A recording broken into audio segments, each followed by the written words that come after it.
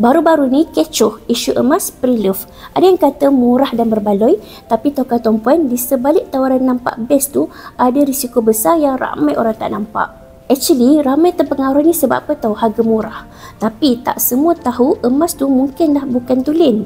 Kadang-kadang cuma besi yang bersalut emas. Ada juga kes beli emas curi. Bila polis kesan, pembeli boleh kena tuduh bersubahat. Dan yang paling biasa, emas pre-love ni juga rosak, calar, kemek. Dan bila kita nak jual balik, harga boleh tolak sampai 30%. Risiko beli emas pre-love ni bukanlah kecil. Ada yang bayar duit tapi emas tak sampai. Ada yang barang hilang masa penghantaran. Akhirnya bukanlah dapat untung tapi dia rugi besar. Sebab itulah pentingnya kita ni beli emas daripada sumber yang sah dan boleh dipercayai. Dan kalau nak selamat, pastikan tuan-puan beli pada jenama yang ada reputasi tinggi dan track record yang sangat bersih.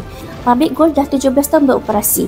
Rekod sifar dengan kes penipuan. Semua emas ni diuji ketulinannya, dijamin berkualiti dan diterima meluas oleh Arahnu. So bagi mereka yang berminat untuk mulakan tabungan emas, boleh isi borang sign up dekat bawah tu ataupun tonton video Fiza di pin untuk cara mulakan simpan emas.